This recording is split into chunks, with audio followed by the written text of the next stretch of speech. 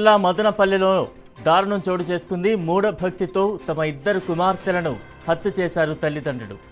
ఇప్పుడు ఈ ఘటన సంచలనంగా మారింది. అయితే ఒక్క రోజులో తమ పిల్లలు మళ్లీ బతుకుతారని చెబుతున్నారు తల్లిదండ్రులు.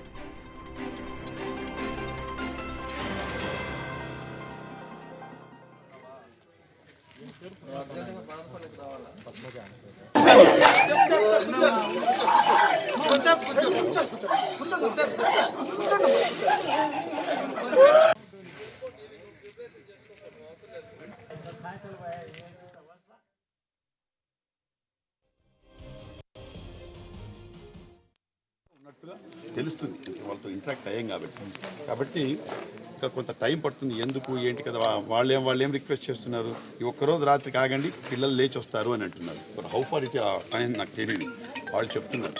కాబట్టి దీన్ని బట్టి వాళ్ళు పూర్తిగా దీనికి వెళ్ళిపోయారు. పూర్తిగా స్పిరిచువల్ను దాటి అంతకంటే పై ఇంకేమైనా ఉందో తెలియదు, దానికి వెళ్ళిపోయినట్టుగా ఉన్నారు వాళ్ళు మాట్లాడే పద్ధతిని బట్టి, తీరును బట్టి. ఎందుకంటే అందరూ వెరీ ఇంటలెక్చువల్స్, వాళ్ళందరూ కూడా. అందరూ MBA, పాప కూడా management of Indian forest services చదివింది అమ్మాయి, భోపాల్లో పెద్ద అమ్మాయి. రెండో అమ్మాయి మ్యూజిక్ BBA చదివింది, మ్యూజికల్గా AR రెహమాన్ ఇన్స్టిట్యూట్లో షీజ్ అండర్ ట్రైనింగ్. కరోనా వల్ల వచ్చింది. సో అందరూ వెల్ ఎడ్యుకేటెడ్. ఇది ఈవెన్ మా భర్త గారు కూడా మా కాలేజీలో మీకు తెలుసు. అదేవిధంగా మేడం గారు కూడా Master Mind school correspondent cum principal అంతా ఆమె. But they are well educated. But మరి వాళ్ళు ఎందుకు ఏమిటది ఇంకొంత టైం పడుతుంది. చిత్తూరు జిల్లాలో జంట హత్యలపై మరింత సమాచారం మా ప్రతినిధి సుధీర్ అందిస్తారు. సుధీర్, చిత్తూరు జిల్లాలో తీసుకున్నట్టు ఈ క్షుద్ర ప్రజల పేరుతో కన్న కూతురుని అతి దారుణంగా చంపినటువంటి వైనము వెలుగులోకి వచ్చింది.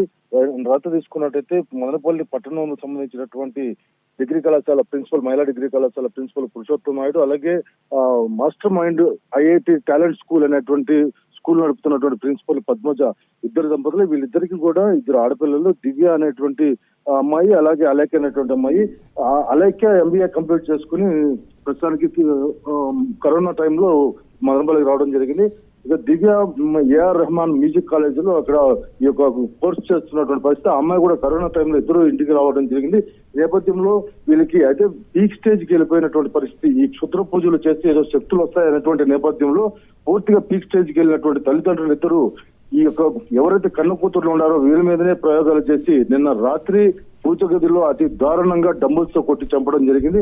అదే 2 రోజులుగా అమ్మాయిల్ని పూర్తిగా కొడుతూ హింసిస్తున్నారనేటువంటి సమాచారం కూడా పోలీసులకు అందడం జరిగింది. నిన్న రాత్రి పోలీసులు ఈ యొక్క ఇంటికి నివాసానికి చేరుకున్నారు. అయితే గత నెలగా ఎవరిని కూడా బంధువులు కావచ్చు, అలాగే పనిచేస్తున్నటువంటి వాళ్ళు కూడా ఇంటి లోపలికి రానివ్వకుండా కేవలం వీళ్ళు నలుగురు మాత్రమే ఇంట్లో ఉన్నటువంటి వైనం అయితే కనిపిస్తుంది.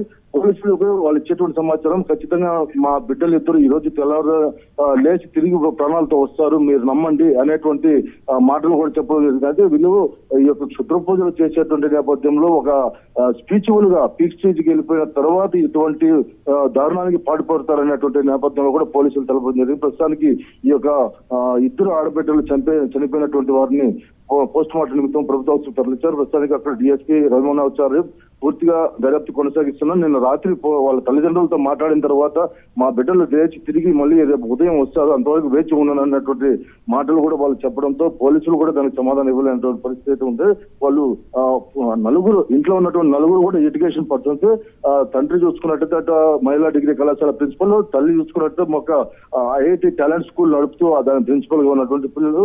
ఇక పిల్లలిద్దరు కూడా బాగా చదువుకున్నటువంటి పరిస్థితులు. అయితే కేవలం ఈ యొక్క లాక్డౌన్ కరోనా నేపథ్యంలో ఇద్దరు ఇంటికి రావడంతో ఈ యొక్క తల్లిదండ్రులు చేస్తున్నటువంటి క్షుద్ర పూజలకు ఈ రోజు నిండు ప్రాణాలు 2 బలైనటువంటి పరిస్థితి. ప్రస్తుతానికి పోస్ట్ మార్టం జరుగుతుంది. మీ మీద మరింత వివరాలు పోలీసులు ఉన్నారు. Right, thank you Sudheer.